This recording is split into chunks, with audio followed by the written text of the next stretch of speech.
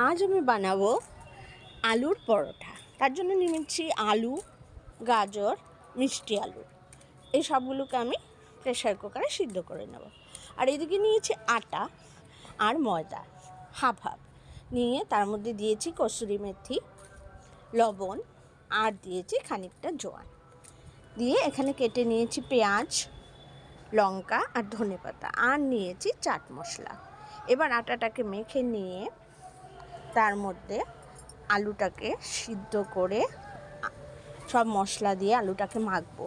মেখে নিয়ে তার মধ্যে পেঁয়াজ ভাজা দেব। পেঁয়াজটাকে আমি একটু কড়াইতে সুগন্ধ বেরো অবধি নেড়ে চেড়ে তার মধ্যে আমি দিয়ে দেব কাঁচা লঙ্কা। লঙ্কাটা যেহেতু অসম্ভব ঝাল তাই আমি দুটো দিয়েছি। তার সাথে দেব আমি একটু নুন আর দেব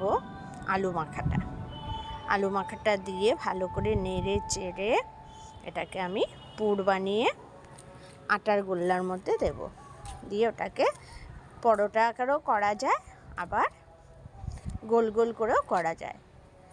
আমি করেছি পরোটার মতো করতে গেলে তাহলে ভিতরের আলুটা আর বের হয় না। আর দিয়েছিলাম মশলাটার মধ্যে একটু চাট মশলা, সে আলু মাখাটার মধ্যে। খেতে দুর্দান্ত হয়, একবার করে আপনারা দেখুন।